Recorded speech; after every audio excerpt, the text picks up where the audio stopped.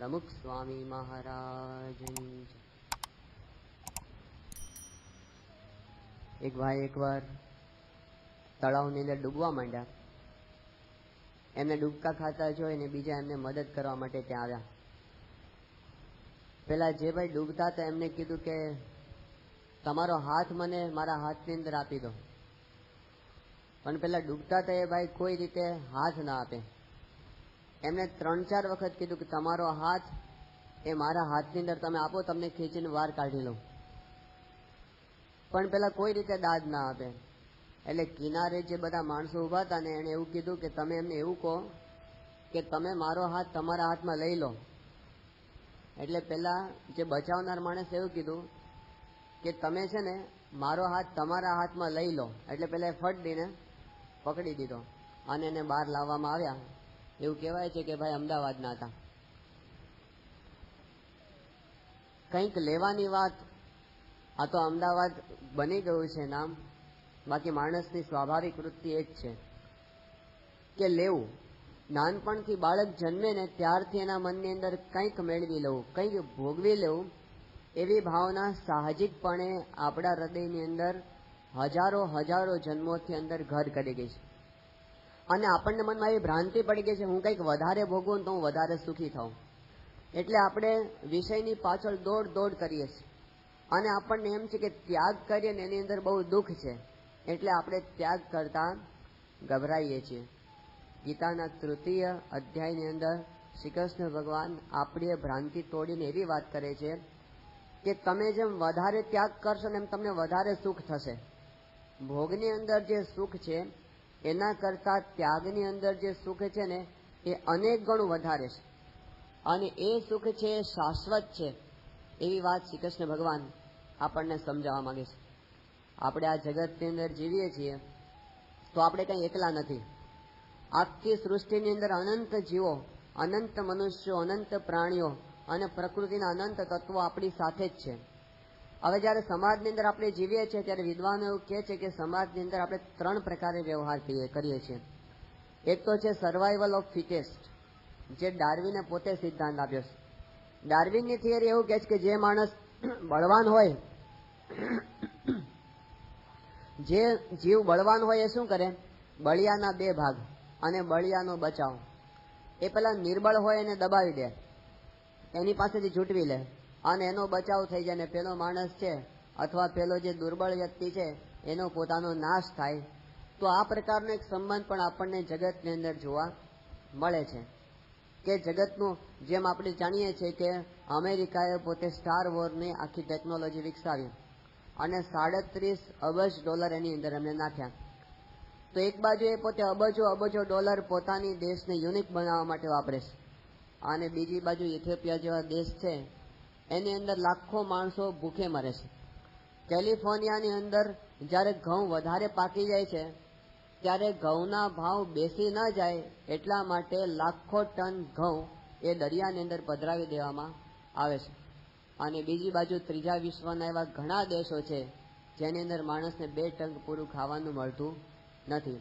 તો survival of fittest, જે માણસો ભોગવે છે એ માણસો બીજાનો વિચાર નથી કરતા કે અમે ભોગવીએ છીએ પણ બીજા બાકી રહી જાય છે અને એના ભાગનું અમે જોટવી લઈએ છીએ એવો વિચાર નથી આવતો. આ સર્વાઈવલ ઓફ ફિટેસ્ટ. બીજો એક સંબંધ એવો છે કે કેટલાક લોકો એમ માને છે કે લીવ એન્ડ લેટ લીવ, કે આપણે જીવ્યા કરો, લોકોને જીવવા દો, બીજાની અંદર આપણે કંઈ માથાકૂટ કરવી નહીં. આમાં ઉપેક્ષા ભાવ છે, એક પ્રકારનો તિરસ્કારનો ભાવ છે. પણ ત્રીજી જે ભાવના છે લીવ ટુ લેટ લીવ, કે બીજાને જીવાડવા માટે તમે જીવો, બીજા માટે ઘસાઈ છૂટો. આ ગીતાની જે યજ્ઞીય ભાવના છે એને એક વાક્યની અંદર રવિશંકર મહારાજે બહુ સુંદર રીતે કીધી છે. એમણે કીધું કે ઘસાઈને ઉજળા થઈએ. આપણે જેમ વધારે ઘસાય છે, વાસણ ઘસાય છે, એમ વાસણનો ચળકાટ વધે છે. એમ આપણે જ્યારે બીજા માટે ઘસાઈએ છીએ ત્યારે આપણો ચળકાટ વધે છે. બાકી બીજાનું લઈ લેવું, બીજાની પાસેથી લઈને આપણે એમને પાછું ન આપવું, આ છે ને રાક્ષસી વૃત્તિ છે, આસુરી વૃત્તિ છે. બીજી એક વૃત્તિ એવી છે, શું છે કે પેલા આપણે લઈ લેવું અને પછી આપવું. આ સરકારી વૃત્તિ છે. સરકાર ટેક્સ પેલા લે છે અને પછી એમાંથી આપે છે એ આપણા સુધી કેટલું પહોંચે જુદી વસ્તુ છે, પણ લઈને પછી આપવું એ સરકારી વૃત્તિ છે. પેલા આપવું અને પછી લેવું એ વેપારી વૃત્તિ છે.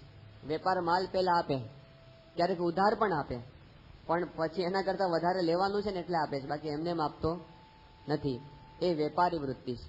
અને આપીને પછી પાછું લેવું જ નહીં, આ સંતની વૃત્તિ છે. એ કેવળ આપવા માટે, જેમ યોગી બાપા માટે કવિ કાગે પોતે કીર્તન બનાવ્યું છે કે દેતો દેતો ને દેતો જોગીડો, દેતો દેતો ને દેતો, એ તો કાંઈ નવ બદલો લેતો જોગીડો, દેતો દેતો ને દેતો. આ સંતની ભાવના છે. એ પોતે આપ્યા જ કરે છે, આપ્યા જ કરે છે, આપ્યા જ કરે છે. અને આ જ ગીતાની યજ્ઞીય સંસ્કૃતિ છે. ગીતાનો ઉદ્ભવ થયો એ પહેલા આપણે ત્યાં તો વેદોના સમયથી પણ આ જ વૃત્તિ છે કે આપ્યા કરવું, બસ આપ્યા કરવું. એ ભારતીય સંસ્કૃતિની ભાવના છે. રંતીદેવ રાજા હતા. રાજ્યની અંદર દુષ્કાળ પડ્યો અને એટલી બધી કઠિન પરિસ્થિતિ આવી ગઈ કે રંતીદેવ રાજા પોતે પણ પોતાના રાજ્યનો ત્યાગ કરીને જંગલમાં જતા રહ્યા. જ્યાં સુધી પોતાની પાસે હતું ત્યાં સુધી એને બધું જ દાન આપી દીધું અને કંઈ વધ્યું નહીં. ત્યારે પોતે જંગલની અંદર જતા રહ્યા અને એ વખતે એવું બન્યું કે એને એક પછી એક ઉપવાસ પડવા માંડ્યા. અન્ન મળે નહીં. એનો આખો પરિવાર એની સાથે હતો. 49 દિવસ સુધી રંતીદેવ રાજાને કંઈ ખાવા મળ્યું નહીં. 50મો દિવસ આવ્યો અને એ દિવસે ભગવાનની કૃપાથી એમને થોડું અન્ન ખાવા માટે મળ્યું. એ એના માટે અને એના સંબંધી માટે થોડું પૂરતું હતું અને એનાથી એમ હતું કે અમારો નિર્વાહ છે, અમે કરી શકીશું. પણ એ જ વખતે 50મા દિવસે એક ચાંડાળ પોતાના કૂતરાને લઈને એમની પાસે આવ્યો અને કીધું કે હું ભૂખ્યો છું, મારો કૂતરો ભૂખ્યો છે. અને એમને ખવડાવવાની અંદર રંતીદેવે પોતાનું 50મા દિવસનું અન્ન અને પાણી પણ આપી દીધા. તો 50મા દિવસે પણ પોતાને મળેલા અન્નનો ત્યાગ કરી દેવો આ ભારતીય ભાવના છે. શિબી રાજા હતા. એમને નિયમ હતો કે શરણાગતને મારે કોઈ પ્રકારે દુઃખી થવા દેવો નહીં. અને દેવતાઓ એની કસોટી કરવા માટે આવ્યા અને કબૂતર, એ દેવતા કબૂતરનું રૂપ લઈને એના ખોળાની અંદર પડ્યો. એ વખતે બાજ એની પાછળ પડ્યો હતો અને એમણે કીધું બાજે શિબી રાજાને કે તારા ખોળામાં જે કબૂતર પડ્યું છે તો મારો ખોરાક છે, મને તું આપી દે. શિબી રાજાએ કીધું કે મારા શરણાગતને હું ક્યારેય કોઈ શિકારીને સમર્પિત કરીશ નહીં. બાજે કીધું પણ મારો તો ખોરાક છે અને તારી પાસે હું મારો ખોરાક માંગુ છે તો તું મને આપી દે, એ પણ તારી ફરજ છે. રાજાએ એ વખતે વાત કરી કે તારે જેટલું માંસ જતું હોય મારા શરીરમાંથી કાઢી લે. અને એ વખતે એમણે કીધું કે કબૂતરના વજન જેટલું માંસ મારે જોઈએ. ત્રાજુ રાખવામાં આવ્યું. ત્રાજવાના એક પલ્લાની અંદર કબૂતરને રાખવામાં આવ્યો અને બીજા પલ્લાની અંદર શિબી રાજા પોતાના શરીરમાંથી માંસ કાપી કાપીને ટુકડા મૂકવા માંડ્યા. એમ કરતા કરતા કબૂતરનું વજન એટલું બધું વધતું ગયું. શિબી રાજાએ પોતાનું આખું શરીર છે એ હોમી દીધું. દેવતાએ પ્રસન્ન થઈ અને એને ફરીવાર એનું શરીર પાછું આપ્યું. પણ એકવાર પોતાને શરણાગત આવેલા અભ્યાગત માટે સર્વસ્વ સમર્પિત કરી દેવું, આ ભારતીય ભાવના આપણને જોવા મળે છે. બલિ રાજા, એમની પાસે વામનજી આવ્યા, કીધું મારે તારું જોઈએ છે, તારી પાસે ભિક્ષા માંગવા આવ્યો. બલિરાજે આપ્યું અને એનું સમગ્ર રાજ્ય ભગવાને લઈ લીધું. છતાં પણ બલિરાજાને ભગવાન પ્રત્યેની ભક્તિ ઓછી ન થાય. આ સમર્પણ ભાવના એ ભારતીય ભાવના છે. આપણે ત્યાં તો ગૌગ્રાસ કાઢવાની અંદર આવે. જમતા પહેલા શું કરે કે ગાયનો ભાગ અલગ કાઢે, શ્વાન ગ્રાસ છે અલગ કાઢે, એનો ભાગ અલગ કાઢે. આ ભારતીય સંસ્કૃતિ. જમતા પહેલા ગૌગ્રાસ અલગ કાઢવો એ ભારતીય સંસ્કૃતિ અને ગાયને મારીને એનું માંસ ખાઈ જવું એ પશ્ચિમની સંસ્કૃતિ. સૌથી વધુ ગાયો છે એ પાકિસ્તાનની અંદર ખવાય છે. એવું ગઈકાલે કોઈએ વાત કરેલી અને એવું છાપાની અંદર આવેલું કે એક દિવસની અંદર 1 લાખ ગાયોનું માંસ ત્યાં આગળ ખવાઈ જાય છે. આ પરદેશની સંસ્કૃતિ. અને આપણે ત્યાં કઈ સંસ્કૃતિ કે ગાયનો ગ્રાસ અલગ કાઢો, શ્વાનનો ગ્રાસ છે એ અલગ કાઢો. આ યજ્ઞીય ભાવના છે. તો શ્રી કૃષ્ણ ભગવાન 3જા અધ્યાયના પ્રારંભની અંદર આ યજ્ઞ ભાવના સમજાવતા પોતે શરૂઆતથી વાત કરે છે કે યજ્ઞ સિવાયના જેટલા કંઈ કર્મ આપણે જગતમાં કરીએ છીએ એ બધા બંધનકારી છે અને બંધન અંતે દુઃખનું કારણ બને છે. એવું બતાવતા શ્રી કૃષ્ણ ભગવાન કહે છે સહયજ્ઞ પ્રજા સૃષ્ટ્વા પુરોવાચ પ્રજાપતિ અનેન પ્રસવિષ્યધ્વમ એષવોસ્ત્વિષ્ટ કામધુક. પહેલા જ્યારે પ્રજાપતિ આ જગતની રચના કરી ત્યારે એમણે આપણને બધાને એ જ આદેશ આપ્યો છે કે તમે યજ્ઞ નિરંતર કર્યા કરો અને જેટલો યજ્ઞ વધારે કરશો એટલી તમારી વૃદ્ધિ વધારે થશે. કારણ કે દેવાન ભાવયતાનેન તે દેવા ભાવયંતુ વઃ પરસ્પરમ ભાવયંતઃ શ્રેયઃ પરમ અવાપ્સ્યથ. ભગવાન કહે છે કે તમે દેવતાઓને યજ્ઞથી તુષ્ટ કરો અને દેવતાઓ તમને તુષ્ટ કરે. પરસ્પરમ ભાવયંતઃ, એકબીજાની તમે સંભાવના કરશો, એમાં તમારી બંનેની વૃદ્ધિ છે. ઇષ્ટાન ભોગાન હિ વો દેવા દાસ્યન્તે યજ્ઞ ભાવિતાઃ તૈર્દત્તાન પ્રદાયેભ્યો યો ભુંક્તેસ્તેન એવ સહ. જે માણસ યજ્ઞ નથી કરતો અને યજ્ઞ કર્યા વિના કેવળ પોતે ભોગવે છે એ ચોર છે. સ્તેન એવ સહ, એ તો પોતે ચોર છે. આવી વાત શ્રી કૃષ્ણ ભગવાન કહે છે. અને પછી કહે છે કે યજ્ઞ શિષ્ટાશિનઃ સંતો મુચ્યન્તે સર્વ કિલ્બિષૈઃ ભુંજતે તે ત્વઘં પાપા યે પચંત્યાત્મ કારણાત. જે માણસ પોતે યજ્ઞને અર્પણ નથી કરતો અને યજ્ઞ શિષ્ટ નથી જમતો અને એકલો ખા કરે છે, એ તો કેવળ પાપ ખાય છે. આવી વાત ગીતાની અંદર શ્રી કૃષ્ણ ભગવાન કરે છે. તો આવા જે યજ્ઞ છે એ 5 પ્રકારના છે.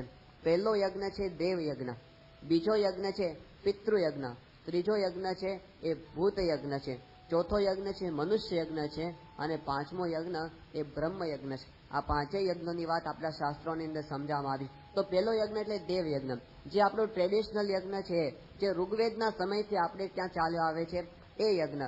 એ યજ્ઞની અંદર આપણે આસ્તિક છીએ. વેદોની અંદર આપણને શ્રદ્ધા છે, એટલે આપણને પ્રતીતિ છે કે દેવતાઓને એ ભોગ આપણે અર્પણ કરીએ છીએ, દેવતાઓનું યજન કરીએ છીએ. કેટલાક લોકો અત્યારે એવી વાત કરે છે કે તમે યજ્ઞ કરો છો અને અંદર બધા હૂત દ્રવ્યો હોમી દો છો, આ તો તમે બગાડ કરો છો આ બધા દ્રવ્યોનો. પણ એ ભાવના નથી. આપણા ઋષિ મુનિઓ કઈ મૂર્ખ નહોતા કે પોતે બધું આવા દ્રવ્યો છે એ યજ્ઞની અંદર નાખીને હોમી અને પોતે પ્રજાની ઉપર ભારરૂપ થાય એવા નહોતા. એમણે સંશોધન કરેલું છે અને દેવતાઓ એનાથી તુષ્ટ થયેલા છે અને એનાથી આપણે કામ થાય છે. તો દેવતાઓનું યજન કરવું આ પણ એક યજ્ઞ. અત્યારે આધુનિક વિજ્ઞાન એ પોતે કંઈક અંશે આને સમજી શક્યો છે. રશિયન વૈજ્ઞાનિક શિરોવિચ છે, એમણે પોતે એવી વાત કરેલી છે કે આ તમે અગ્નિની ઉપર ગાયનું ઘી હોમો અને એમાંથી જે ધુમાડો થાય છે એ ધુમાડાને લીધે આ જે રેડિયો એક્ટિવિટી છે એની જે ખરાબ ઇફેક્ટ છે એ બધી ઓછામાં ઓછી થાય છે, એનાથી આ વાતાવરણનું રક્ષણ થાય છે. આવું એમણે પણ કીધું છે.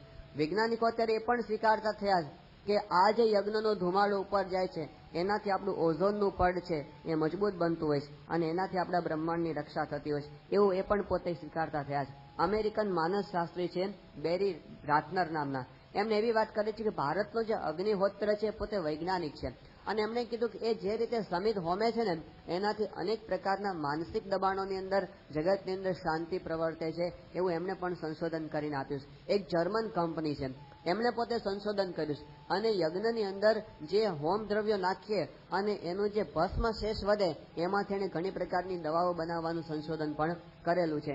તો આ બધો ભારતનો અગ્નિહોત્ર હતો એ વૈજ્ઞાનિક હતો, ઋષિ પણ એક વૈજ્ઞાનિક હતો અને એને સંશોધન કરેલું છે કે દેવાન ભાવયતઃ, તમે દેવોની પૂજા કરો એ ભગવાનની પૂજા થાય છે. તો પ્રકૃતિની પૂજા કરવી, પ્રકૃતિનું રક્ષણ કરવું આ પણ દેવ યજ્ઞ છે. અત્યારે બધા વૃક્ષો આડે ધડ કપાય છે તો એ પ્રકૃતિનો જે નાશ થાય છે એ આપણે દેવ યજ્ઞથી વિરુદ્ધ દિશાની અંદર જઈએ છીએ. એક સર્વેક્ષણ એવું છે કે આ પૃથ્વી ઉપરથી દર 1 સેકન્ડે 1 એકર જંગલ ખલાસ થતું હોય છે. દર સેકન્ડે 1 એકર વૃક્ષોનો નાશ થતો જાય છે. પણ એની સામે આપણે વૃક્ષાનું રોપણ કરવું. સ્વામીશ્રી પોતે આ બાબતમાં બહુ જાગૃત છે. 12 લાખ વૃક્ષોનું વાવેતર એમણે સ્વામીશ્રીએ કરાવી દીધું અને સ્વામીશ્રીએ પરમેનન્ટ પ્રોજેક્ટ આપ્યો છે.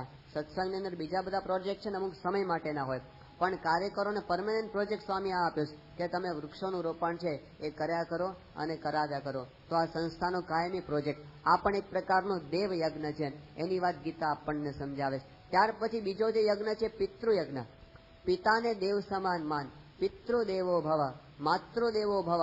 આ ભાવના છે ને એ જેટલી દ્રઢપણે અને સ્પષ્ટપણે આપણા શાસ્ત્રોમાં છે એ જગતના બીજા કોઈ શાસ્ત્રમાં બતાવવામાં આવી નથી કે માતાને દેવ સમાન માન, એમના આપણા પર અનંત ઉપકાર છે, એ કેમ તમે ભૂલી જાઓ છો? પશ્ચિમની સંસ્કૃતિનું આક્રમણ આપણે ત્યાં જેમ જેમ થતું જાય છે ને એમ આ ભાવના છે એ ભૂલાતી જાય છે. અને પછી માતા અને પિતા એને કોણ જુએ છે. એકવાર એવું બન્યું કે નોર્વેની અંદર એક ભારતીય ફેમિલી જઈને નિવાસ કર્યો, આફ્રિકાનું ફેમિલી મૂળ, અને પછી રહેવા માંડ્યું હતું નોર્વેની અંદર. અને એકવાર એવું બન્યું કે એ કુટુંબની અંદર જે યુવાન દીકરી હતી ને એ રોજ રાત્રે મોડી આવે, દરરોજ રાત્રે 11:30, 12, 12:30, 1, એનો કોઈ ધડો જ નહીં. એટલે એની માં હતી ને એને આ બધું ગમે નહીં, પણ દીકરીને કહેવાય તો નહીં, કારણ કે જુવાન દીકરી, અને કાંઈ કહે તો ખોટું લાગી જાય. હવે એકવાર એમણે બહુ બીતા એમને કીધું કે બેટા તું રોજ રાત્રે મોડી આવે છે, એના કરતા રાત્રે થોડી સમય પર આવવા માંડે ને તો સારું, આને લીધે અમને તકલીફ પડે છે. આવી એમણે વાત કરી, અને પેલી એમની દીકરીને એવું લાગ્યું કે મારા મા બાપને એવો શો અધિકાર કે મને આવી રીતે ખખડાવે, અને એમણે તરત પોલીસને ફોન કર્યો કે મારી માં છે ને મને ટોર્ચરિંગ કરે છે. પોલીસ એની માને આવીને પકડી ગઈ, ત્યાંની ગવર્મેન્ટ પણ એવી તે પકડી ગઈ, અને પછી એને 75 પાઉન્ડનો દંડ એને કર્યો. તો આવી પરિસ્થિતિની અંદર દુનિયા અત્યારે જીવે છે કે મા બાપનું થોડું પણ દીકરો સહન કરી શકતો નથી. માતૃદેવો ભવ પિતૃદેવો ભવની ભાવના તો ક્યાં જતી રહી. એક પિતા પોતે અમેરિકાનો પ્રસંગ આવ્યા નોકરી ઉપરથી, અને આવીને પોતાના સોફાની અંદર બેઠા, એમણે દીકરાને કીધું બેટા મને પાણી આપને, હું થાકી ગયો છું. એનો દીકરો કહે પપ્પા હું થાકી ગયો છું, હેલ્પ યોર સેલ્ફ, તમારી જાતે લઈ લો, મને ટાઈમ નથી. એમને કીધું પણ હું નોકરીમાંથી આવ્યો છું અને કામ કરીને આવ્યો છું. પેલો છોકરો કે હું ટેનિસ રમીને આવ્યો છું અને હું થાકીને આવ્યો છું. પણ પેલો કે મારો થાક ને તારો થાક જુદો, તું રમીને આવ્યો છે. એ કે પપ્પા થાક એટલે થાક, થાકની અંદર કઈ ફેરફાર ન હોય, પાણી જાતે લઈ લો. આવી પરિસ્થિતિ અત્યારે આ જગતની થતી જાય. એક સત્સંગી હરિભક્ત છે, એમનો બનેલો પ્રસંગ એમણે કીધેલો. હવે નાનો છોકરો અને ત્યાં પરદેશી સંસ્કૃતિમાં મોટો થાય અને 8-10 વર્ષની ઉંમરનો થયેલો, એકવાર ઘરની અંદર બેઠા હશે અને એમને સેજે વાત કરે ને બાળક સાથે, એમને કીધું બેટા તું મોટો થઈશ અને પછી બહુ સારી કમાણી કરીશ અને તારો સારો બંગલો હશે અને સારી ગાડીઓ હશે, પણ એ વખતે તું આટલો બધો આગળ વધીશ પછી મને અને તારી મમ્મીને તારી સાથે રહેવા દઈશ કે નહીં, તારી સાથે તું રાખીશ ને? એવું એને પેલા બાળકને પૂછ્યું. તો પેલો છોકરો શું કહે છે 8 વર્ષનો, એ કે well dad I will have to ask my wife, એ કે મારે મારી પત્નીને પૂછવું પડશે કે તમે મારી સાથે રાખવા કે નહીં. આ છોકરો બોલે છે હજી પૌગંડા અવસ્થામાંથી બહાર નથી આવ્યો અને કહે છે કે મારે પૂછવું પડશે મારી વાઇફને. તો આવી પરિસ્થિતિની અંદર આ જગત પસાર થાય છે. કોઈ એકબીજાને, માતાને સમજવો. આપણે ક્યાં તો કેવું કહેવાય છે કે ભૂલો ભલે બીજું બધું, મા બાપને ભૂલશો નહીં, અગણિત છે ઉપકાર એના, એ વિસરશો નહીં. પણ એ અત્યારે વિસરાતું જાય છે. ક્યાં આપણી શ્રવણની ભાવના કે માતા પિતાને માટે પોતાનું જીવન આખું સમર્પિત કરી દીધું એમના માટે. પુંડરીક માટે કહેવાય છે. પુંડરીક પોતે માતા પિતાની સેવા કરતો હતો, પિતૃભક્ત હતો, અને એ વખતે ભગવાન સાક્ષાત એને દર્શન આપવા માટે આવ્યા. તો એ વખતે પુંડરીક પોતે પોતાના માતા પિતાની સેવા ચાલુ રાખી. ભગવાન આવીને ઉભા રહ્યા ને તો એમને શું કર્યું, પોતાના હાથમાં એક ઈંટ હતી, તો ઈંટ એમને ધક્કો મારી દીધો ભગવાન માટે કે આના ઉપર થોડી વાર ઉભા રહો, હું મારા માતા પિતાની સેવા પતાવીને પછી તમને એપોઇન્ટમેન્ટ આપું. તો ભગવાનને ઉભા રાખી દીધા બાજુમાં. ભગવાન એની પિતૃભક્તિ દેખીને રાજી થયા અને ભગવાન જે જગ્યાએ ઈંટ ઉપર ઉભા એ જગ્યાએ પછી પંઢરપુરની અંદર ભગવાન ત્યાં આગળ પોતે બિરાજમાન થયા. તો એવી રીતે આપણે જાણીએ છીએ કે જગતની અંદર જે ભારતની અંદર જે ભાવના છે પિતૃભક્તિની, માતૃદેવો ભવ પિતૃદેવો ભવ, એ ભાવના જગતની અંદર બીજે ક્યાંય નથી. તો ગીતા આપણને સમજાવે છે કે ભૂલો ભલે બીજું બધું, મા બાપને ભૂલશો નહીં, એને તમે ભૂલતા નહીં. એ પણ એક પ્રકારનો યજ્ઞ છે. બાકી અત્યારે તો ઘરડા થાય એટલે ઘરડા ઘરની અંદર નાખી આવે કે પડ્યા છે ત્યાં આગળ, કોણ એને યાદ કરે છે? અને પછી વરસ પૂરું થાય એટલે એક વખત ફાધર્સ ડે આવે અને એની અંદર એક પોસ્ટકાર્ડ નાખી દે, એક કાર્ડ નાખી દે, એ બજારમાંથી તૈયાર મળતું હોય, એમાં ખાલી સાઇન કરીને મોકલી દેવાનું હોય. આવી પરિસ્થિતિની અંદર અત્યારે જગત પસાર થાય છે. પણ ગીતા આપણને એની ના પાડે છે. જ્યારે 1991ની સાલમાં અમેરિકામાં CFI થયો હતો, કલ્ચરલ ફેસ્ટિવલ ઓફ ઇન્ડિયા, ન્યુયોર્કની અંદર, ન્યૂ જર્સીની અંદર બહુ મોટો ઉત્સવ એ વખતે સંસ્થા દ્વારા કરવામાં આવેલો. એમાં આપણી બધી ભારતીય પ્રણાલિકાઓનું પ્રદર્શન રાખવામાં આવેલું અને એમાં શ્રવણનું એક આખું ટેબલો રાખવામાં આવેલું. અને એ જ્યારે ત્યાંની એક મહિલાએ જોયું, એ મહિલાએ પોતે પોતાના મા બાપને ત્યાં ઘરડાઘરમાં મૂકી આવી હતી અને એને જયારે જોયું ત્યારે તો કહો આટલી સુંદર ભાવના આ સંસ્કૃતિની અંદર છે. એ પોતે શ્રવણનું ચિત્ર જોઈ અને તરત ઘરે જઈને પહેલું કામ એ કર્યું કે ઘરડા ઘરમાંથી પોતાના મા બાપને પાછા લઈ આવી. તો આપણી સંસ્કૃતિની અંદર એ ભાવના છે કે આખી વિશ્વને પ્રેરણા આપી શકે. પણ આપણે પશ્ચિમનું અનુકરણ કરી અને જો આ ભૂલી જઈએ, કારણ કે મા બાપ ઘરડા થાય ને એટલે એના અમુક સ્વભાવ તો રહેવાના જ, અને એને લીધે આપણે થોડું સહન પણ કરવું પડે. પણ એમને આપણું બાળપણમાં ઘણા આપણા સ્વભાવ સહન કર્યા છે. આવું જો આપણને ધ્યાનની અંદર રહે તો પછી આપણને એમ થાય કે ડોસો ટક ટક કર્યા કરે છે, આ આખો દિવસ થરીને બેસતો નથી. એ બોલે જ, એની એવો સ્વભાવ જ પડી જાય છે, પણ એને પણ સહન કરવું ને એ પણ એક યજ્ઞ છે. બાકી તો હરિપ્રકાશ સ્વામી કહે છે કે ડોસાની બિચારાની કેવી દશા થાય કે ખૂણામાં ખાટલી અને દવાની બાટલી અને તૂટલી માટલી, આવી પરિસ્થિતિમાં બિચારા પડાવે ખૂણામાં, કોઈ એને પૂછતું હોય નહીં. અને પછી પેલા સંતો વાત કરે છે ને એમ વારે ચડાવે. 3-4 દીકરા હોય ને, બાપાના 3-3 મહિનાના બધે વારા, 3 મહિના તમે રાખો, 3 મહિના તમે રાખો, 3 મહિના તમે. આવી પરિસ્થિતિમાં બધા મા બાપની બિચારાની ખરાબ દશા થઈ જતી હોય છે.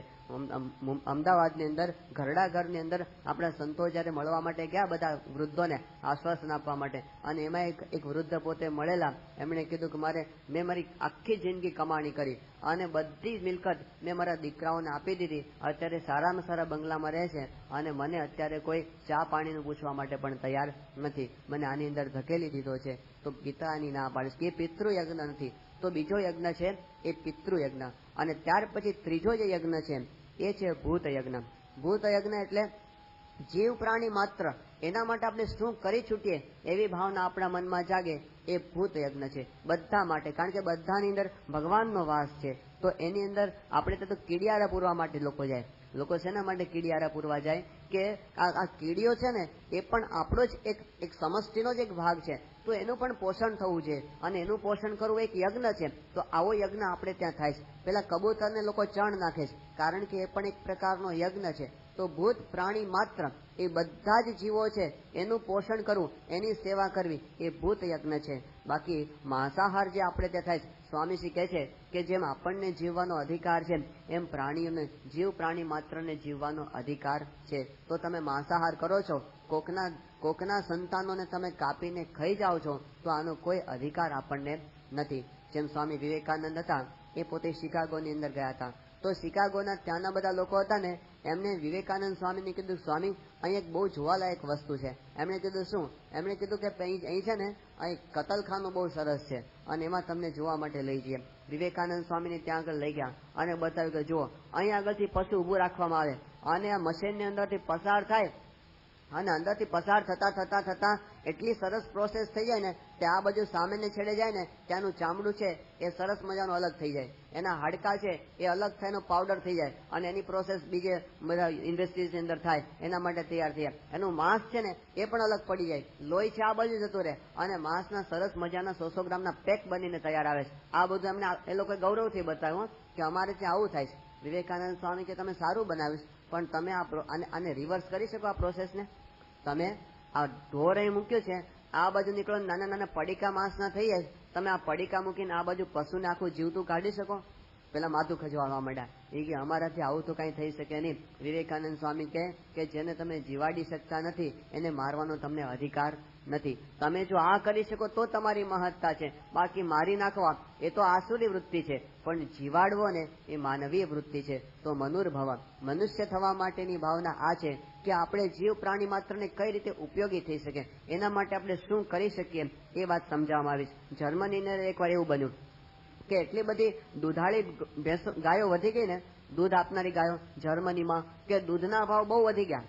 તો ત્યાંની ગવર્મેન્ટે શું આદેશ આપ્યો કે ગાયોની કતલ કરી નાખો, અને દૂધના ભાવ વધારવા માટે 2.5 લાખ દૂધાળી ગાયોની કતલ કરી નાખવામાં આવી. ત્યારે આપણે એને શું સમજીએ છીએ? આપણે ખાલી એક ફેક્ટરીની જેમ સમજીએ છીએ કે આ એક પ્રકારની ફેક્ટરી. એ ભાવના નથી. આપણે ત્યાં તો કદાચ ગાય દૂધ આપતી બંધ થઈ જાય ને આખી જિંદગીનો માલિક એને પાલવતો હોય છે કે આને મને આખી જિંદગી સાચવે તો હવે મારી ફરજ છે કે મારે પણ એના માટે કંઈક કરી છૂટવું. આનું નામ છે ભૂત યજ્ઞ. તો સ્વામીશ્રી પોતે આ ભૂત યજ્ઞની અંદર માને છે. સ્વામીશ્રી જયારે 1987ની સાલમાં રાજકોટ પધારેલા અને ત્યાંથી પ્રમુખ સ્વામી મહારાજ રતનપુર બેડી ગયા હતા.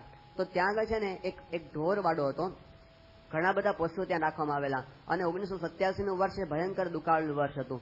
તો સ્વામીશ્રી જયારે ત્યાં રતનપુર બેડી પોતે આખો ઢોરવાડો જોવા માટે ગયા હતા અને ત્યાં આગળ ત્યાંના જે સંચાલક હતા એ સ્વામીને બધું બતાવવા માટે આગળ લઈ જતા હતા અને જ્યાં વાછરડાઓનો વિભાગ આવે ને ત્યાં બતાવતા હતા.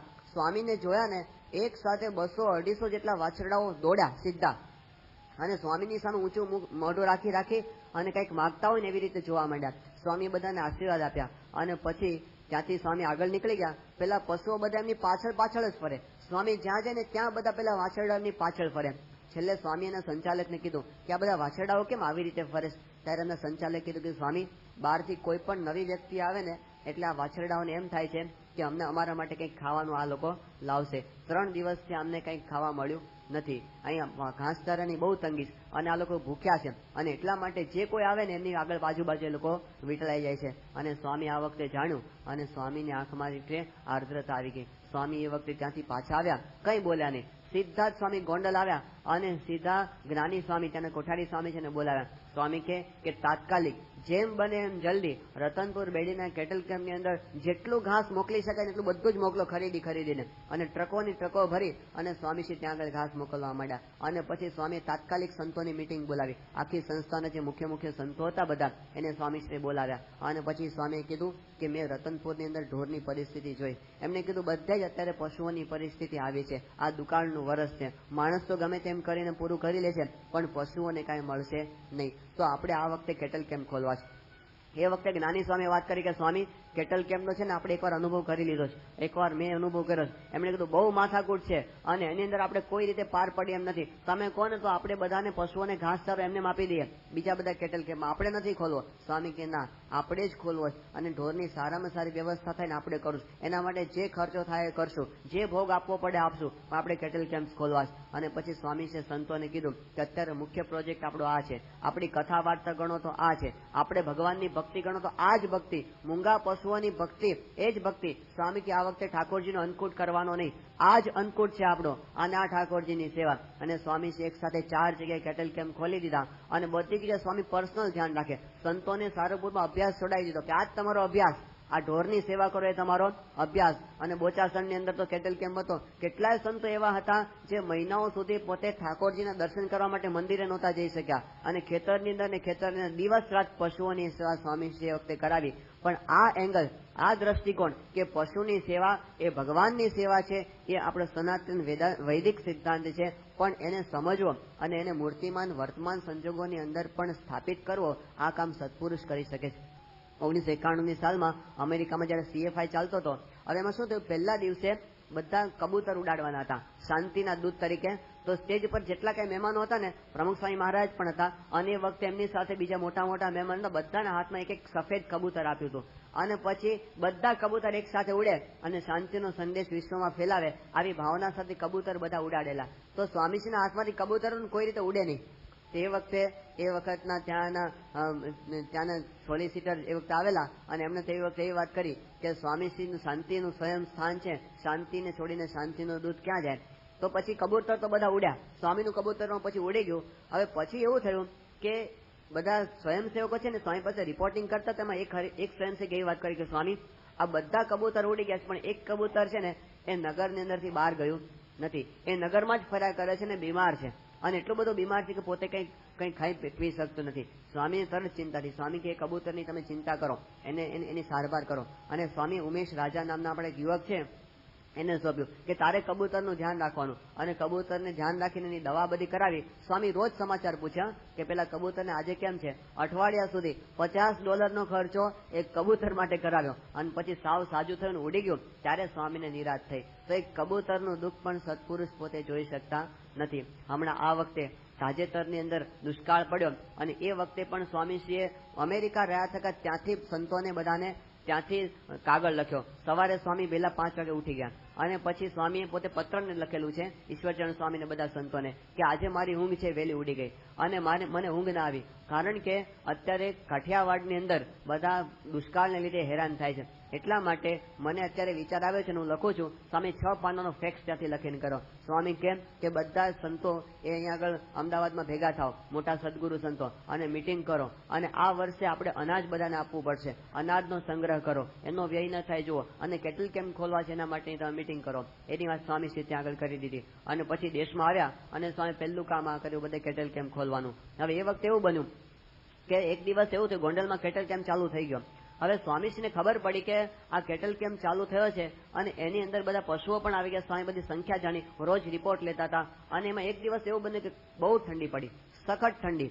અને સ્વામીશ્રીને ખબર પડી. સ્વામીએ જ્ઞાની સ્વામીને ટેલિફોનની અંદર કીધું કે અત્યારે ઢોરની પરિસ્થિતિ શું છે. કે સ્વામી એમને તો ઉપર આપણે માંડવું અને બધું કરી દીધું. સ્વામી કે એમ નહીં, બધા ઢોરની ઉપર ઢાંકવા માટેની ગોદડીઓ તૈયાર કરાવો. કે સ્વામી તાત્કાલિક ગોદડીઓ ક્યાંથી થાય, પણ અત્યારે આટલી ઠંડીની અંદર સ્વામી કે ગમે તે કરો 1 દિવસમાં ગોદડીઓ તૈયાર થઈ જવી જોઈએ.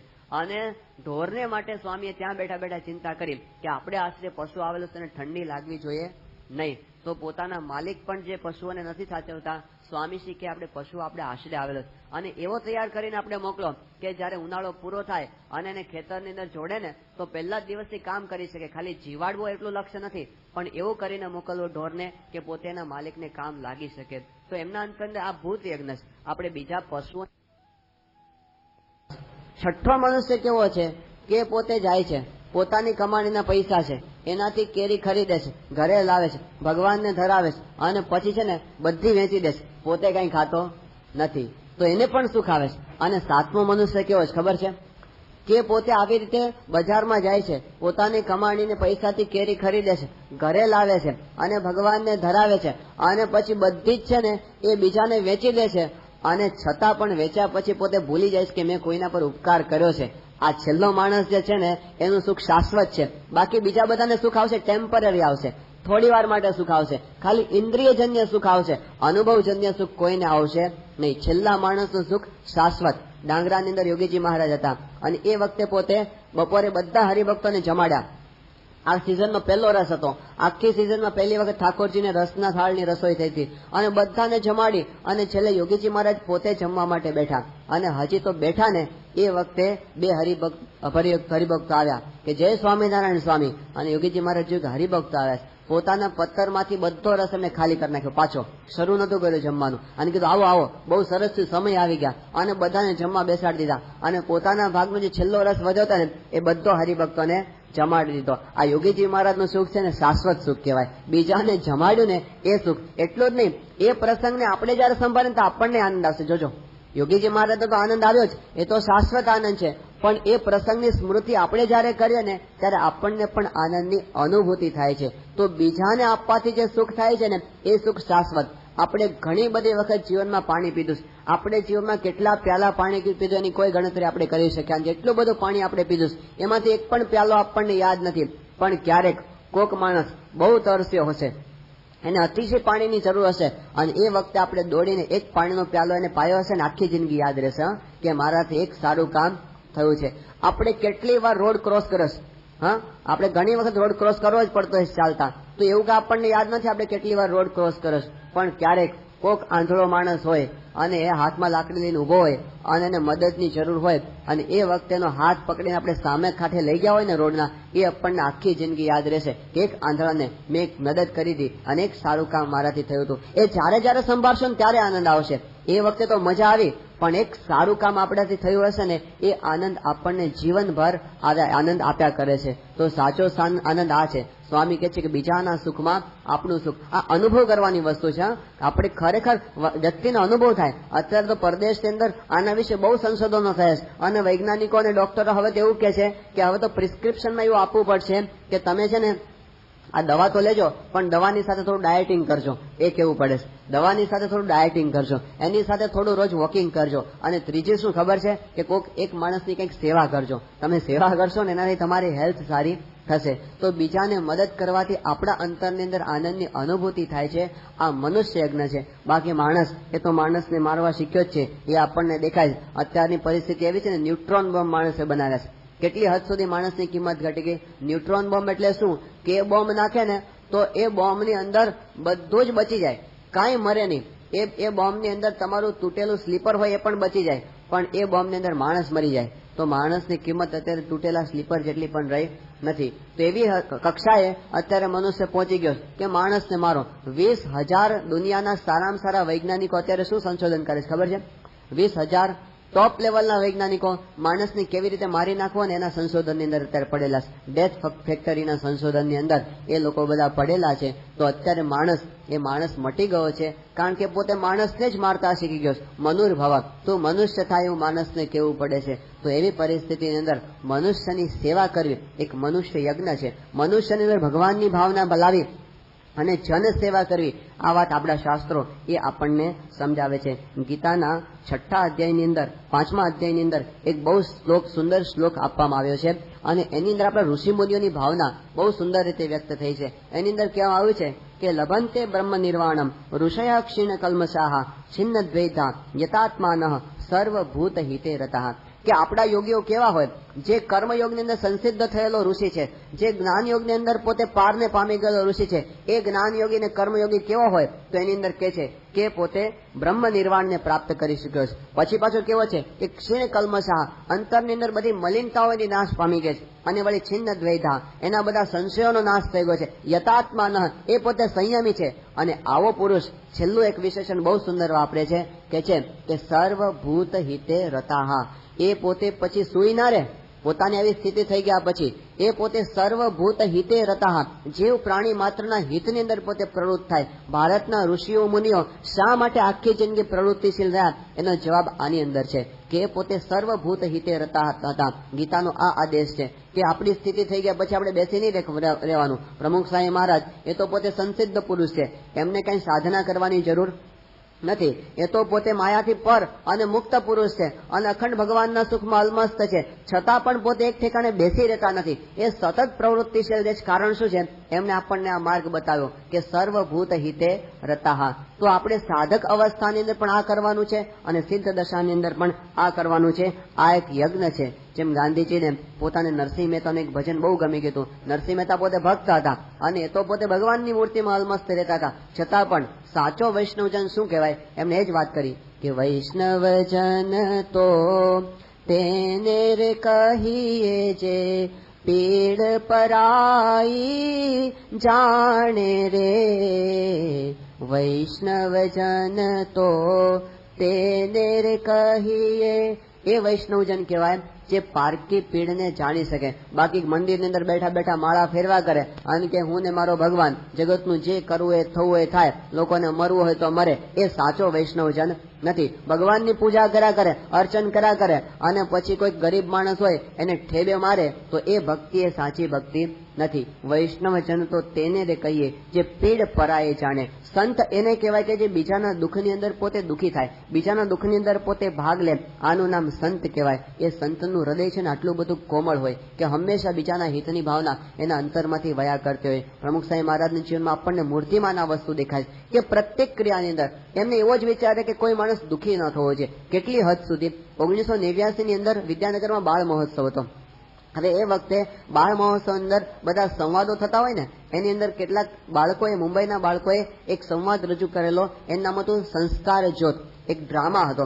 હવે એ ડ્રામાની અંદર એક બાળકને એવો બતાવવામાં આવેલો કે પોતે તદ્દન ગરીબ છે, અને એના ઉપર અનંત પ્રકારના અત્યાચારો આ સમાજના દૂષણો દ્વારા થાય છે. અને સ્વામીશ્રી એ વખતે જોતા હતા ને, તો એ વખતે વિડીયોની અંદર સ્પષ્ટપણે આપણને દેખાય છે અત્યારે પણ કે સ્વામીશ્રીની આંખમાં આંસુ આવી ગયા. હવે જાણે છે સ્વામી કે આ તો નાટક છે, પણ નાટકમાં પણ કોઈનું દુઃખ પોતે દેખી શકતા નથી. એનો આત્મા છે ને કકળી ઉઠે છે કે આવું કેમ આને દુઃખ થાય છે. એ એના હિતની અંદર પ્રયત્નશીલ રહે છે. હમણાં ભૂકંપ થયો કચ્છની અંદર, અને એ વખતે સ્વામીશ્રીને જે ચિંતા થઈ છે, એ 5 દિવસનો સ્વામીશ્રીના જીવનનો આપણે નિત્યક્રમ છે ને, એમને સ્વામીશ્રીને દિવસ રાત આ જ વિચાર કે ભૂકંપ પીડિતોનું શું દશા થતી હશે, એ પોતે ત્યાં શું કરતા હશે. સ્વામીશ્રી બોચાસણમાં હતા અને ભૂકંપના સમાચાર મળ્યા. સ્વામી તત્કાલિક બધે ફોન કરવા માંડ્યા કે સુરેન્દ્રનગરમાં શું પરિસ્થિતિ છે, રાજકોટની અંદર શું છે, અને કચ્છનો તો કોન્ટેક્ટ થતો જ નહોતો, કોઈ ટેલિફોન લાગે નહીં. સ્વામી આખો દિવસ પ્રયત્ન કર્યો, અને સારંગપુર ત્યાં યોગી પ્રકાશ સ્વામીને વાત કરી કે ગમે તેમ રીતે મને ભુજના સમાચાર આપો કે ભુજમાં પરિસ્થિતિ શું છે.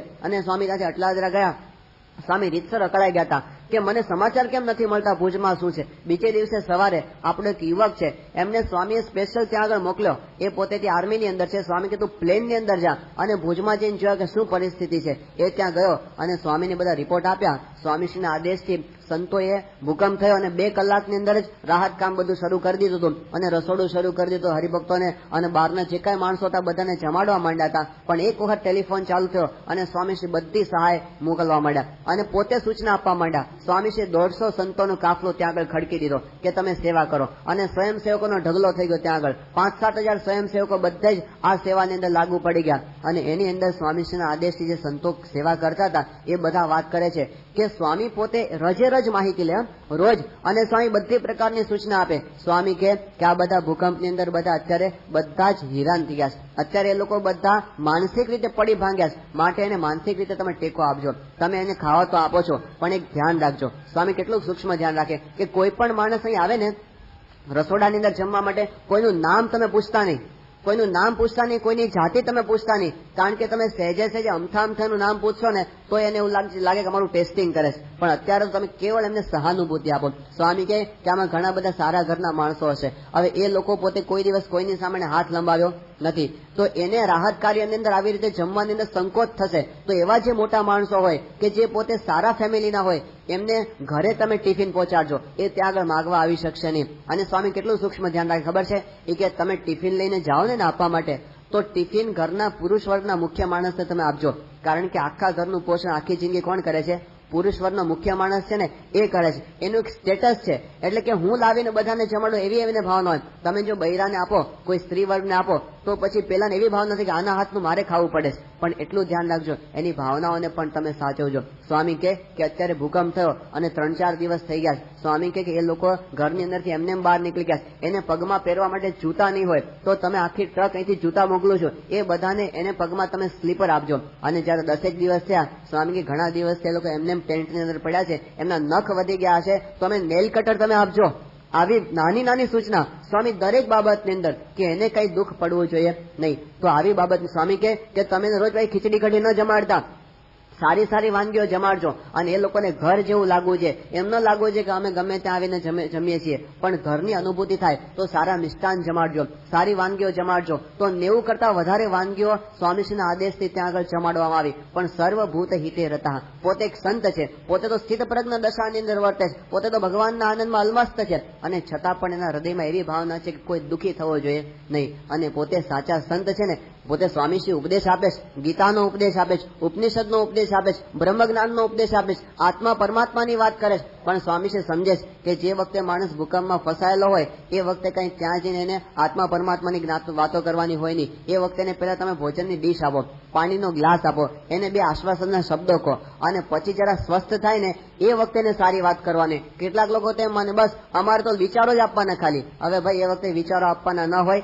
સારા વિચારોની એની જરૂર નથી, એને ખાવાની જરૂર. એ માણસ ભૂખ્યો છે, એ વખતે એને ઉપનિષદના બ્રહ્મજ્ઞાનના શ્લોકો તું કહીશ તો ક્યાંથી ઉતરશે? તારી પોતાની જ વાત કરને તો મોટા મોટા વિચારો આપવાની વાત કરે છે. પણ 3 દાડા તને ભૂખ્યો રાખે, પાણી ના આપે, ખાવાનું ના આપે, અને પછી કે હવે તું ગીતાના સ્થિત પ્રજ્ઞ યોગનો ઉપદેશ આપ, તારા મોઢામાંથી શબ્દો નીકળશે નહીં? નીકળે. એ વખતે તો માણસને પ્રાથમિક જરૂરિયાતનો સંતોષ આપો, પછી કે અમે તો ખાલી વિચારો આપવા માટે નીકળી પડ્યા, તમારા વિચારો ત્યાં કામ લાગે નહીં. તો સૌથી પહેલા પ્રાથમિક જરૂરિયાત કે જીવ પ્રાણી માત્રને પ્રેમથી જુઓ. તમે આત્મવત સર્વે ભૂતેષુ યહ પશ્યતિ સપશ્યતિ, જેમ આપણને પોતાને દુઃખ થાય છે એમ બીજાને પણ દુઃખ થાય છે. આવી રીતે જે સમજી શકે ને એને સંત કહેવાય. તો સ્વામીશ્રીએ પોતાની ભાવના એ સંતોની અંદર ઉતારીશ, લાખો સ્વયંસેવકોમાં ઉતારીશ. એ લોકો નિસ્વાર્થ ભાવે જે સેવા કરે છે, એટલા માટે ભૂકંપની અંદર આખી દુનિયાની અંદરથી એક શબ્દ બધાના મોઢામાંથી નીકળી ગયો. બધાએ એક વાત સ્વીકારી કે આ સંસ્થાનું કાર્ય એ અજોડ છે, BAPS નું કાર્ય અજોડ. કારણ કે ત્યાં અમેરિકાની અંદર એક નર્સ હતી, અને એ નર્સ પોતે ત્યાં આગળ પોતે ત્યાંની હોસ્પિટલની મુખ્ય નર્સ હતી, અને એમને ત્યાંથી એવી ઈચ્છા થઈ કે મારે ભૂકંપની અંદર સેવા કરવા માટે જવું છે. એટલે ત્યાંથી એને આવવા માટેની વ્યવસ્થાની જરૂર હતી. ત્યાંની ગવર્મેન્ટને પોતે મળી, અને અલાબામા હોસ્પિટલની નર્સનું નામ હતું ડોના વિટલોક. હવે એને ત્યાંથી એવી વાત કરી કે મારે ભુજમાં સેવા કરવા જવું. તો અમેરિકન એમ્બસી એને કીધું કે ત્યાં આગળ જવા જેવું નથી, કોઈ પ્રકારની વ્યવસ્થા નથી, તમે ત્યાં જશો તો હેરાન થઈ જશો. પહેલી નર્સે બહુ આગ્રહ કર્યો કે મારે ફિઝિકલી સેવા કરીશ, ખાલી પદાર્થો મોકલીને મારે સેવા કરવી નથી. ત્યારે એ વખતે ત્યાંની એમ્બસી એને કીધું કે જો સેવા જ કરવી હોય ને તો BAPS પાસે જજો, એ સંસ્થાનું કાર્ય છે, આદર્શ છે. તો એમને પણ ખબર પડી કે આ સંસ્થા કંઈક અજોડ કાર્ય કરે છે. આખા વિશ્વમાં એ વખતે ડંકો મરાઈ ગયો. એ વખતે લંડનની પાર્લામેન્ટની અંદર આ વાતની ચર્ચા થઈ. કઈ વાતની? એમણે કીધું કે અત્યારે આખી ભૂકંપની બધી સંસ્થાઓના કાર્યની અંદર BAPS નું કાર્ય છે એ અજોડ છે. પણ આ કાર્ય અજોડ હતુંનું કારણ ખાલી વ્યવસ્થા નહોતી, ભાવના છે ને મુખ્ય હતી. ઇઝરાયલનો રિપોર્ટર જયારે આપણી સંસ્થાનું કાર્ય જોવા માટે આવે ને ત્યારે એને એ વાત કરી કે સિસ્ટમેટિક કાર્ય તો અમે પણ કરીએ છીએ, પણ અમારા કાર્યમાં અને તમારા કાર્યમાં ફેર એટલો જ કે અમે પદ્ધતિથી કાર્ય કરીએ છીએ અને તમે છે ને પ્રેમથી કાર્ય કરો. તો સ્વામીશ્રી આપણને પ્રેમ શીખવાડે છે કે તમે આપો. ગોંડલનો એક યુવાન મહેન્દ્રસિંહ એનું નામ, હવે એને જયારે કહેવામાં આવ્યું કે ભૂકંપની અંદર સેવામાં જવાનું, તાત્કાલિક જવાનું, ત્યારે કોઠારી સામેનો આદેશ થયો. એ માણસ પોતે પોતાના ઘરે ન ગયો, તાત્કાલિક મંદિરેથી ને મંદિરેથી પોતે ત્યાં આગળ પહોંચી ગયો ભુજની અંદર. હવે ત્યાં પરિસ્થિતિ એવી હતી કે ખાવાની વ્યવસ્થાની, પીવાની વ્યવસ્થાની, પાણીની વ્યવસ્થાની, પણ સેવામાં લાગી ગયા બધા યુવકો. પોતે એને કઈ સેવા આપવામાં આવી 2 દિવસ પછી કે બધાને કપડાનું વિતરણ તારે કરવાનું. એ કપડાનું વિતરણ કર્યા કરે. એ વખતે એના શરીર પર એક જોડી કપડા, અઠવાડિયા સુધી એકને એક જીન્સ અને એકને એક ટી શર્ટ. એટલે સંતોએ કીધું તારો એકને એક જીન્સ છે ને એકને એક ટી શર્ટ છે, તું કપડા તો બદલ બીજા. એ કે સ્વામી મને કપડા ત્યાંથી લાવવાનો સમય જ મળ્યો નથી. એ પોતે હજારોને કપડા વેચતો હતો પણ પોતે પોતાના કપડા એને નવા મળતા નહોતા. એ પોતે એમાંથી લેવાની ઈચ્છા પણ રાખતો નહોતો. તો આવી નિસ્વાર્થ ભાવના. એટલે કોઈ એવી વાત કરી કે આ એકમાત્ર સંસ્થા એવી છે કે જેની અંદર 0 એડમિનિસ્ટ્રેશનનો ખર્ચ છે. એડમિનિસ્ટ્રેશનનો જે ખર્ચ છે કોઈ ખર્ચ જ નથી, કારણ કે બધા સમર્પિત છે, બધા જ પોતે સેવા કરવા માટે આવેલા છે. તો આ ભાવનાનો બધાને એ વખતે અનુભવ થયો, બધાનો વિશ્વાસ એ વખતે સંપાદિત થયો. એ ભારતની અંદર રાજીવ મલ્લિક નામના એક બહુ મોટા પત્રકાર છે અને પોતે દિલ્હીની અંદર રહે.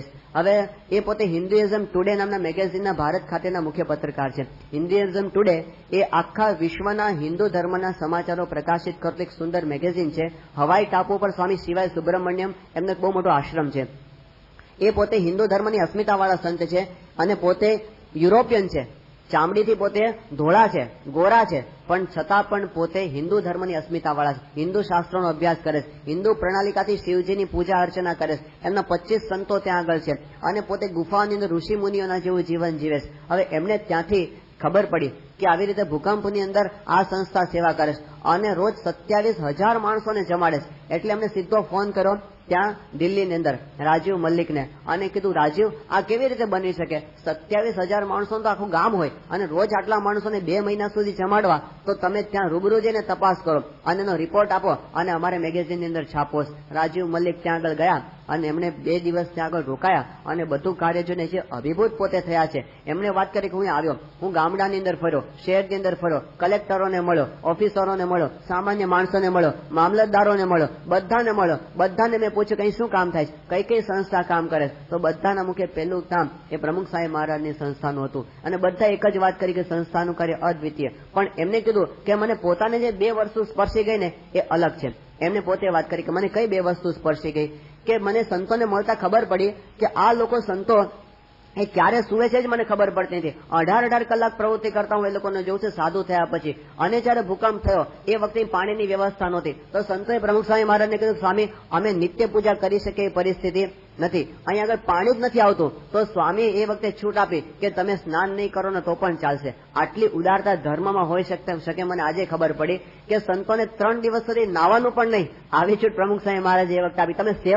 તમે સેવા કરો ને એ તમારી પૂજા છે. એટલું જ નહીં, એમણે કીધું કે અહીંયા આગળ સોસાયટીમાં બધા ઘણા બધા લોકો મરી ગયા હતા. હવે એ લોકોના મરદા ક્યાં બાળવા એ પ્રશ્ન હતો. તો પ્રમુખ સ્વામી મહારાજે ટેલિફોન આપીને છૂટ આપી કે જે જગ્યાએ આપણું મંદિર થવાનું છે એ જમીનની અંદર એમણે મરદા બાળવાની છૂટ આપી. આ બીજો અનુભવ એ કે આટલી ઉદારતા ધર્મમાં હોય એ મને આજે જોવા મળ્યું. એટલે પોતે એક પંક્તિ પોતે બોલ્યા. એમણે કીધું કે મેં એક જગ્યાએ એક પંક્તિ સાંભળેલી કે ધર્મ કોને હોય, કોને કહેવાય? તો એમણે કીધું કે ऐसा भी कोई धर्म चलाया जाए, ऐसा भी कोई धर्म चलाया जाए जिसमें इंसान को इंसान बनाया जाए, ऐसा भी कोई धर्म चलाया जाए जिसमें इंसान को इंसान बनाया जाए, जिसकी खुशबू से महक उठे पड़ोसी का भी घर, जिसकी खुशबू से महक उठे पड़ोसी का भी घर, फूल गुलशन में कोई ऐसा लगाया जाए. એમણે કીધું કે आओ आओ आपका मुझसे ऐसा हो रिश्ता, आओ आपका मुझसे ऐसा हो रिश्ता, मैं हूं भूखा कि तुमसे बिना न खाया जाए, आओ ऐसा हो तुमसे रिश्ता मेरा कि मैं हूं भूखा कि तुमसे बिना न खाया जाए. અને પછી એમણે વાત કરી કે ले चले इस इंसानियत को उस मुकाम पर ए मित्र, ले चले इस इंसानियत को उस मुकाम पर ए मित्र कि तुम्हारे आंसू मेरी पलकों से उठाया जाए. બીજાના દુઃખની અંદર દુઃખી થવાની ભાવના એ સાચો ધર્મ છે. એમણે કીધું આ મેં એકવાર વાંચેલું, પણ અહીંયા આગળ સ્વામીજીની જે સંસ્થાની અંદર મેં જોયું ને આ ભાવના મને મૂર્તિમાન જોવા મળી. તો બીજાના દુઃખમાં દુઃખી થવાની ભાવના. સ્વામી શ્રી અટલાદરાની અંદર હતા ને, એમને ફોન કર્યો ત્યાં બોચાસણની અંદર. સ્વામી કે આપણે અનાજનું ટ્રક મોકલવાની હતી ભુજ, એ મોકલી દીધી? એ કે હા સ્વામી મોકલી દીધી. સ્વામી કે અનાજ સાફ કર્યું હતું કે નહીં? તો કઈ જવાબ આપી શકે નહીં સામેવાળા. સ્વામી કે મૂર્ખા છો ને તમે લોકો, અનાજ સાફ કરીને મોકલવો છે. ત્યાં લોકોને સમય છે અનાજ સાફ કરવાનો, અને અનાજ સાફ કર્યા વગર ખવડાવાતો હશે કોઈને? તો આવી નાની બાબતની અંદર કે જે ભૂકંપગ્રસ્તોને આપણે જમાડવાના છીએ એ અનાજ સાફ કરેલું હોવું જોઈએ. આ જે ગુરુને વિચાર આવે ને એ ગુરુ સ્થિતપ્રજ્ઞ, ગીતાનો સ્થિતપ્રજ્ઞ એ છે, ગીતાનો કર્મયોગી એ છે, ગીતાની યજ્ઞ ભાવના એ છે કે આત્મવત સર્વભૂતેષુ યઃ પશ્યતિ સ પશ્યતિ, બધાના પ્રત્યે પ્રેમ ભાવના, તો બીજાના માટે ઘસાઈ છૂટવાની ભાવના, ભૂત પ્રાણી માત્ર માટે. આપણે 4 યજ્ઞની વાત આજ સાંભળી. પેલો યજ્ઞ હતો એ દેવ યજ્ઞ, દેવોની યજન કરવું એ પણ એક પ્રકારનો યજ્ઞ છે. પછી ભૂત યજ્ઞ, તો જીવ પ્રાણી માત્રની સેવા કરવી. મનુષ્ય યજ્ઞ એ યજ્ઞ, અને પિતૃ યજ્ઞ માતા પિતાની સેવા કરવી. અને આ બધાની શિરમોડ એવા બ્રહ્મ યજ્ઞની વાત એ આપણને ગીતા ભવિષ્યમાં સમજાવવાની છે. એની વાત આપણે આવતીકાલે સમજીશું. સહજાનંદ સ્વામી મહારાજની જય. આવી વધુ કથા સાંભળવા શ્રવણમાલા ચેનલને સબસ્ક્રાઇબ કરો.